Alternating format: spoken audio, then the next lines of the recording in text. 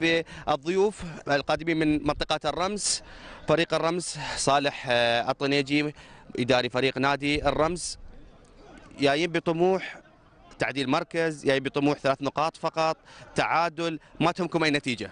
لا، بسم الله الرحمن الرحيم. نحن طبعا جايين نحسن مركزنا ان شاء الله، وان نقدم مباراه تليق باسم نادي الرمس.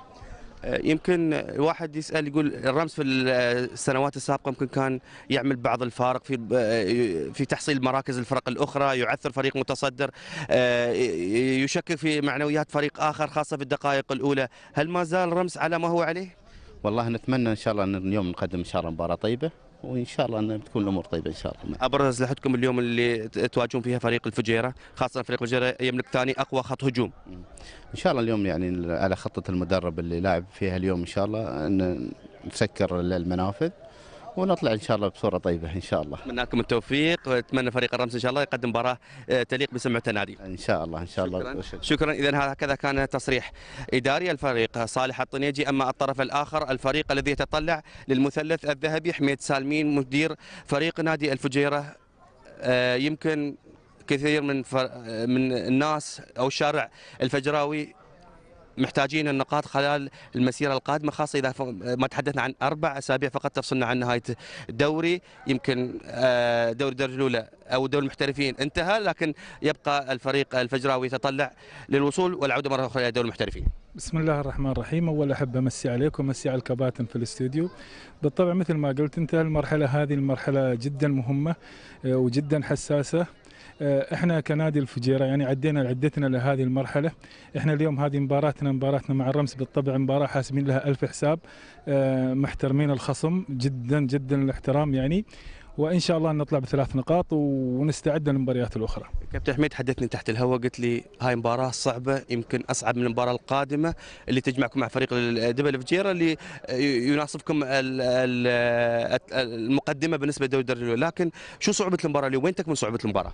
والله تكمل صعوبة المباراة، تعرف أنت فريق منافس، أنت فريق ما بقول مضغوط كثير يعني، ولكن أنت لازم تاخذها مثل قطعات الشطرنج، مباراة لازم يعني أنت تلعب بالرمس، احسب حساب الرمس قبل لا تحسب حساب دبل الفجيرة. أول خذ 3 ثاني نقاط وبعدين فكر في دبل الفجيرة. نتمنى لكم التوفيق، نتمنى أيضا الفريق الفجيرة تقديم مباراة ممتعة تليق بسمعتها النادي إن شاء الله. الله يسلمك. شكرا. إذا هكذا كان زميلي خالد حديث إداري الفريقين أو مشرفي الفريق. أحب الهدف الثمين والغالي يمكن لنادي الرمس في هذا الموسم. منير، مبروكين التعادل رغم أن الدقائق الأخيرة كانت هي مشهد إثارة بالنسبة لكم.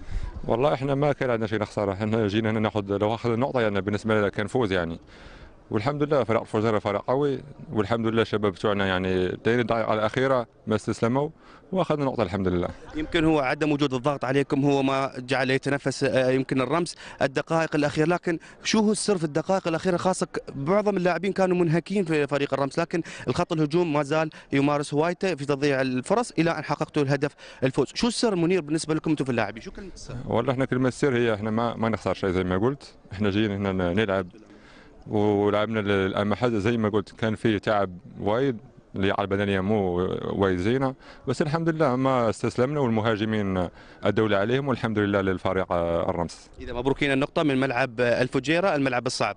والله ملعب صعب بس حلو، بس الحمد لله نقطة أهم من خسارة يعني. شكرا كابتن منير. إذا الفريق القادم من رأس الخيمة الرمس يفاجئ ويصنع المفاجأة هنا في المنطقة الشرقية، والفجيرة حسن معتوق لعبتوا مباراة كبيرة، أنتم خسرتوا بإيدكم، تتفق معاي بتضييع الفرص في الشوط الثاني والشوط الأول. بسم الله الرحمن الرحيم.